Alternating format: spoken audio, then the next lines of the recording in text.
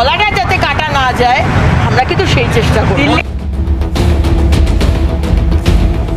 বেশ, তাহলে একটা বিরতি নিয়ে নিই। বিরতি নেওয়ার পর মৌমিতার কাছে যাব যে কি মনে করছে বিজেপি রাজনৈতিকভাবে, এবং অন্যদিকে এই যে অভিযোগ এবার হচ্ছে তথ্য প্রমাণ সংগ্রহ করে তদন্তকারীরা কতদিনে অভিষেক বা সুমিতকে বিচার ব্যবস্থার সামনে নিয়ে আসতে পারবে, যে যাতে বিচার ব্যবস্থা একটা কনক্লিউশনে আসতে পারে।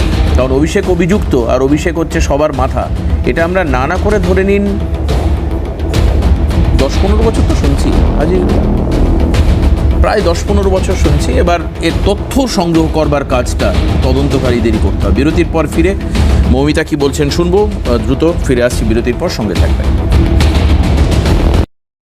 আসুন এবার এই ব্যাপারে মৌমিতা কি বলছেন আমি মৌমিতার থেকে জানবো। মৌমিতা প্লিজ। দেখুন, যেরকমভাবে আমরা দেখলাম যে আজকে সুপ্রিম কোর্টে অভিষেক ব্যানার্জি আত্মসহায়ক সুমিত রায়কে একটা শর্ত সাপেক্ষে তাকে জামিন দেওয়া হয়েছে। সেটা জামিন দেওয়া হয়েছে ঠিকই, কিন্তু আমাদের কিন্তু এখানে হাইকোর্টে ওনাকে জামিন দেওয়া হয়নি, এটা মনে রাখতে হবে। আজকে উনি শর্ত সাপেক্ষে জামিন পেয়েছেন, কিন্তু ওনাকে বারবার করে বলা হয়েছে যে যেন উনি ইডি সিবিআই বা যত রকম ইনভেস্টিগেশন হবে সেখানে সব রকম সাহায্য করেন। কিন্তু এখনও অবধি, আজ অবধি উনি কোনো রকম সাহায্য, কোনো রকম ইনভেস্টিগেশনে করছেন না। মানে আগাম জামিন আর কি, মানে ওনাকে তো গ্রেফতারি করা যায় না, আগাম জামিনের আবেদন। একদম না, উনি সুপ্রিম কোর্ট দিলে আমার জামিন মনে হয় কেন ওনাকে নিতে হচ্ছে, কেন ওনার এত ভয়? আর আজকে উনি শালবনীতে যে কাজ করেছেন, উনি বহু জায়গায় বহু কিছু করেছেন, পরে আসছি। আজকের যে বিষয়টা রয়েছে যার জন্য উনি পালিয়ে বেড়াচ্ছেন, আজকে শালবনীতে যে সরকারি জমি প্লট করে বিক্রি করেছেন, 10 লাখ করে এক একটা প্লট বিক্রি করেছেন, এই যে কাজটা উনি করেছেন তার উত্তর কি উনি দেবেন না? সেখানে ওনার নাম যখন জড়াচ্ছে, ওনার তো উচিত, উনি একজন নিজে অভিষেক ব্যানার্জির পিএ হয়ে উনি তো জানেন যে কখন কোথায় উত্তর দেওয়ার প্রয়োজন হলে উত্তর দিতে হবে। আজকে ওনার হতেই পারে যে উনি হয়তো দোষী নন, সেটা উনি এসে বলুক, উনি ইনভেস্টিগেশনে সাহায্য করুক, তাই না? কিন্তু আজকে ওনাকে যখন পালিয়ে বেড়াতে হচ্ছে, আগে থেকে ওনাকে জামিন নিতে হচ্ছে, আজকে যখন অভিষেক ব্যানার্জির বাড়ি থেকে ওনার ফোনটা দিয়ে মানে ওখান থেকে সুইচ অফ হয়ে গেছে, ওখান থেকে তারপরে আর তাকে স্ট্রেস করা যাচ্ছে না, তখন তার দায়বদ্ধতা। আপনাদের কি মনে হয়, মানে উনি কোথায় থাকতে পারেন? এর আগে তো আমরা ওই কয়লা গরুর ক্ষেত্রে বিনয় মিশ্র বা ইত্যাদির কথা দেখেছি, তাদেরকে খুঁজে পাওয়া যায়নি, তার অন্য রাজ্য মানে অন্য দেশে চলে গেছেন, অন্য দ্বীপে চলে গেছেন।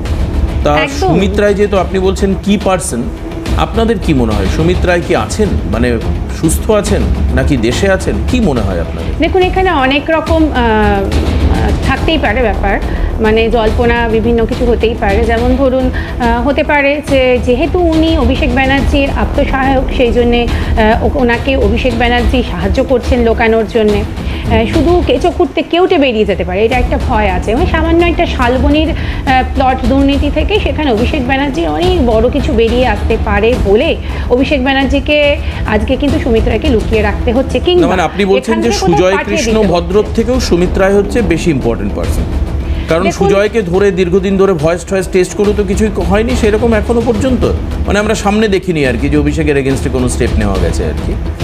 দেখুন, আজকে পরিস্থিতি এর রাজ্যে পরিবর্তন হয়েছে, তো সেই পরিস্থিতি মানুষ পরিবর্তন করেছেন।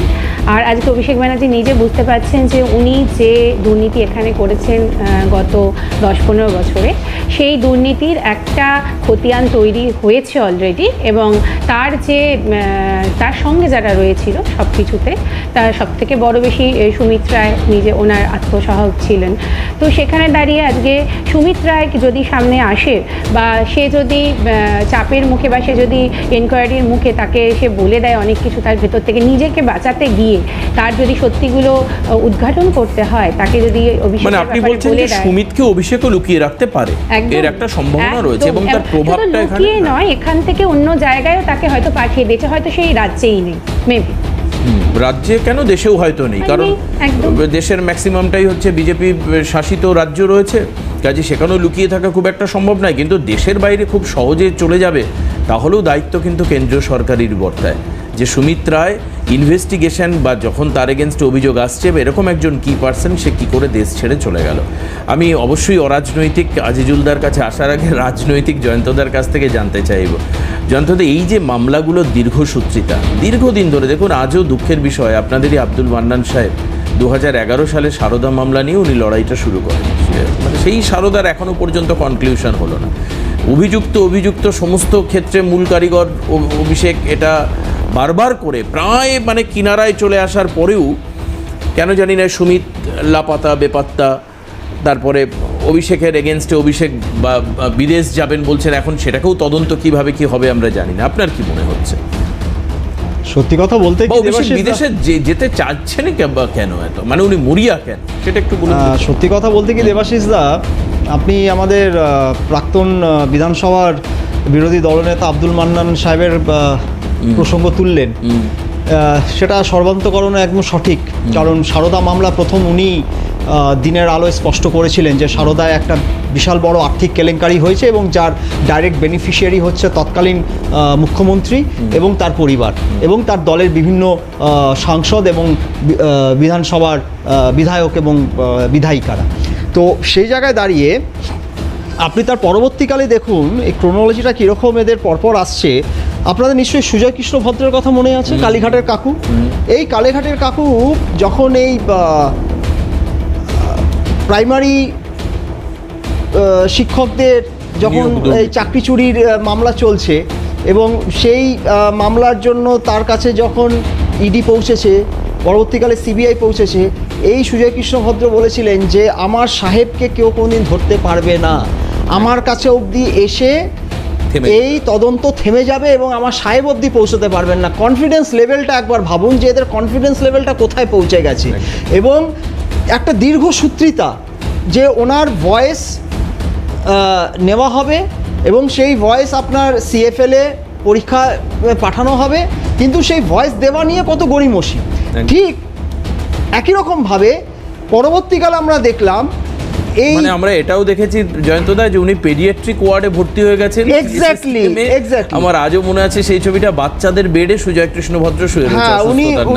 উনি পিসিমুনির কোলের বাচ্চা হয়ে, উনি তখন পিসিমুনির মানে ভাইপো যেমন কোলের বাচ্চা ফিডিং বোতল নিয়ে ঘোরেন, তখন সুজয় মানে কালীঘাটের কাকু তখন পিসিমুনির কোলের বাচ্চা ফিডিং বোতল নিয়ে উনি পেডিয়াট্রিক ওয়ার্ডে এসএসকেএম এর ভর্তি হয়ে গেলেন এবং যাতে ওনার গলার কণ্ঠস্বর যাতে নমুনা নিতে না পারে, প্রায় জোর করে ধরে নিয়ে গিয়ে ওনাকে নমুনা নেওয়া। আজিজুলদার মনে আছে, আজিজুল খুব সম্ভবত সেই প্রোগ্রামে ছিলেন, একাধিক রিপোর্টারকে গালিগালাজ করতে তোর বাপের কি বলতে বলতে সুজয় কৃষ্ণ ভদ্র গাড়ি ওনার অ্যাঞ্জিওপ্লাস্টিও পর্যন্ত হলো, ওনার অ্যাঞ্জিওপ্লাস্টিও হলো, যে ওটার হঠাৎ করে ওনার হৃদরোগে আক্রান্ত হলেন, অ্যাঞ্জিওপ্লাস্টিও করানো হলো এবং সেই অ্যাঞ্জিওপ্লাস্টি কতটা দরকার ছিল, কত পার্সেন্ট ওনার আর্টারি ব্লক ছিল তার কিন্তু কোনো